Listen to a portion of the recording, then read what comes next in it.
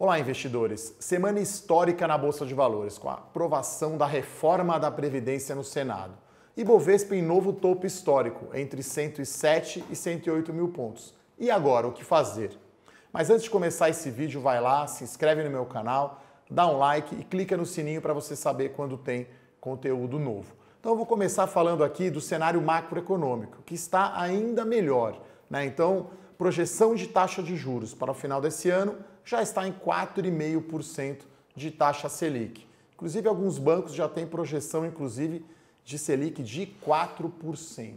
Né? Dados de inflação também extremamente baixos, né? O IPCA 15 de outubro, né, até 15 de outubro, acumulado em 12 meses, inflação de apenas 2,72% ao ano, né? O menor nível que eu já vi nos últimos tempos. E a gente está vendo até uma recuperação do mercado formal de trabalho, né? O mês de setembro aí foi o melhor mês de setembro dos últimos 10 anos, com uma geração de vagas de 211 mil vagas, né? Postos de trabalho, e em 12 meses 762 mil vagas. Então eu acredito que dessa vez é sim diferente, tá, pessoal? Então, por que isso? A gente está vendo uma virada do ciclo econômico, né? Eu já falei algumas vezes sobre isso. 2015 e 2016, o PIB acumulou uma queda de 7% nesses 2 anos, né? Então, essa é a pior recessão econômica desde os anos 30, quando houve lá o crash da Bolsa de Valores, né? A Grande Depressão nos Estados Unidos. E a gente vai sair de menos 7 em 2015 e 2016 para mais 5 em 2017, 2018, 2019 e 2020. Então, 1% ao ano até 2019 e a projeção do ano que vem, um crescimento do PIB de 2%. Então, isso é uma coisa que, né, nunca aconteceu na história do país, você sair de menos 7 do PIB para mais 5 do PIB.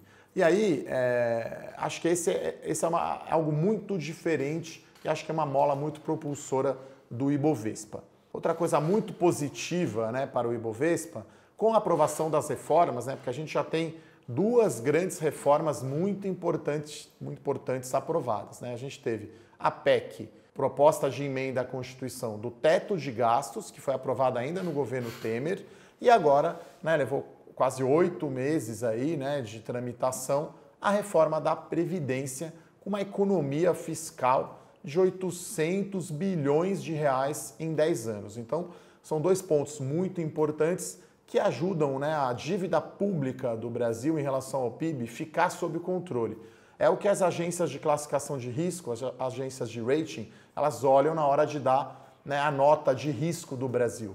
E a minha projeção aqui indica que o Brasil deve sim recuperar o seu grau de investimento no segundo semestre do ano que vem, né? Acho que teremos outras reformas aí a serem realizadas, uma atualização dessa PEC do teto de gastos, a tão esperada reforma tributária, que vai ficar só para o ano que vem, e, claro, também reformas administrativas e privatizações, né? Acho que o ministro Tarcísio tem falado muito aí privatização de portos e outras empresas, como, por exemplo, a Eletrobras.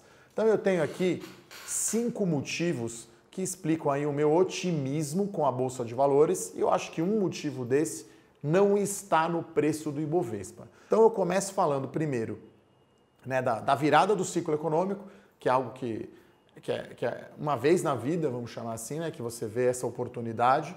A melhora do risco do Brasil, isso já está refletido inclusive no risco país, né, que está no menor nível aí da história. A gente já está vendo o aumento da alocação em ações, então só para vocês terem uma ideia, os fundos de investimento em ações, a captação de janeiro a setembro já atingiu 47,7 bilhões de reais, tá? Então isso representa apenas 7,8% do total da indústria de fundos. Então, com a queda da taxa de juros, com o fim da cultura do CDI, o brasileiro já está investindo mais em ações. A gente vê hoje 1.300.000 pessoas na Bolsa de Valores, né? Então, os fundos de ação ainda são tímidos, né? A gente está falando aí de 408 bilhões de reais apenas, todos os fundos de ações, sendo que poupança ainda tem mais de 800 bilhões. Outra coisa que ainda não veio, mas que está no preço, né, principalmente na hora que o Brasil recuperar o grau de investimento, é o fluxo do investidor estrangeiro. Então, até o dia 11 de outubro, que é o último dado que a gente tem, o fluxo do estrangeiro está negativo em 2,4 bilhões de reais. Então, esse número é resultado de vendas no mercado à vista de 28,3 bilhões de reais. Então, é uma saída forte aí do investidor no mercado à vista da Bolsa, né? Eu lembro que se isso fosse antigamente, a Bolsa estaria caindo muito, né?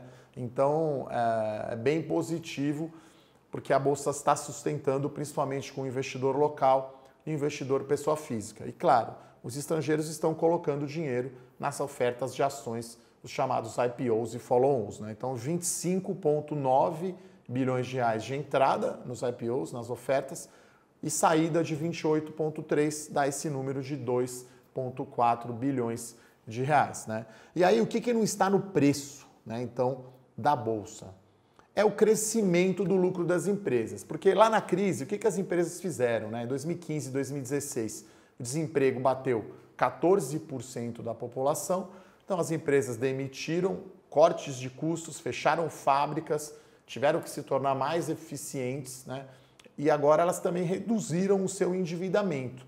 Então as companhias agora estão muito mais preparadas, né? Muito mais sadias, vamos dizer assim, do ponto de vista de custos, produtividades e endividamento.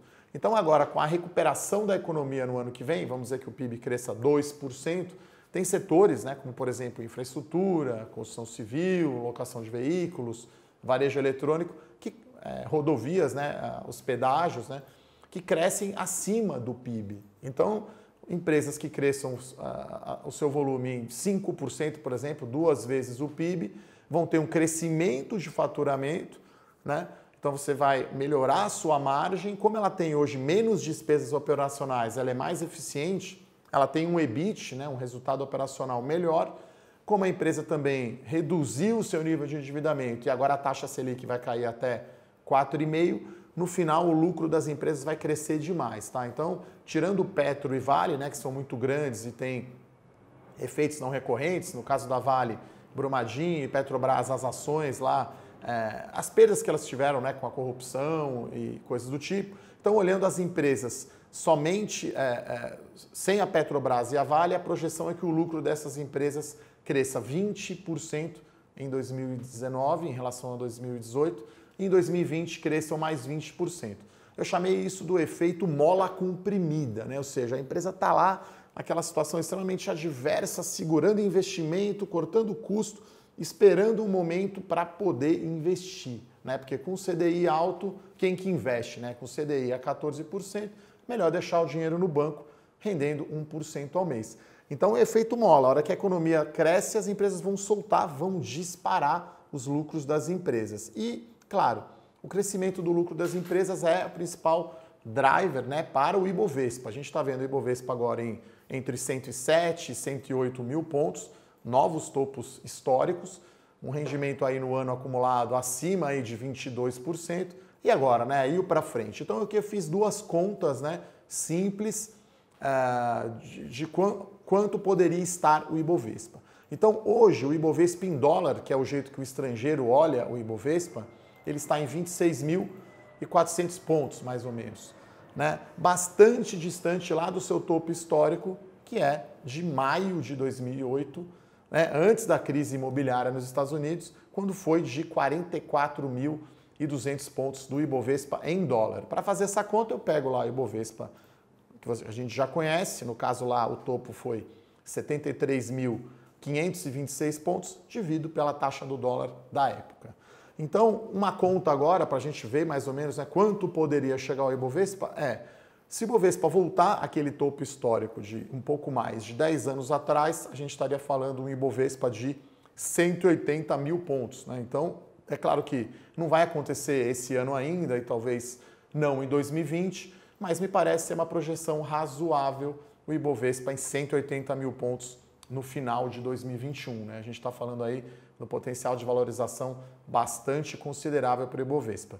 A outra conta razoável é a gente pegar esses 73.500 pontos lá de 2008, vamos corrigir esse índice pela inflação, né, do período, pelo IPCA, então se a gente fizer essa correção, né, do topo histórico do Ibovespa naquela época, a gente vai chegar em 136.750 pontos. Isso é mais ou menos 22% acima do que a gente está vendo hoje. Então, esses são dois indicadores, na minha opinião, que mostram que o Ibovespa não está caro e que pode subir ainda mais. E o principal driver, né, o principal catalisador, na minha opinião, que não está no preço, que as pessoas não estão considerando, e agora que a gente está começando a temporada de resultados do terceiro trimestre, isso fica mais evidente, né? As empresas entregam resultados acima do esperado e o mercado revisa esse lucro para cima.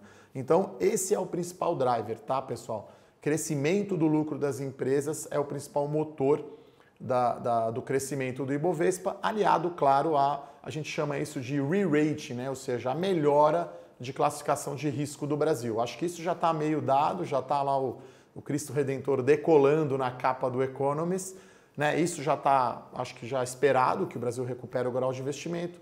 Esse crescimento maior do lucro das empresas não está na conta, por isso eu estou otimista com Bolsa de Valores e com ações, tá, pessoal? Então era isso, se vocês gostaram, dá uma curtida, compartilha e mandem suas sugestões sobre empresas e setores para eu falar aqui no canal.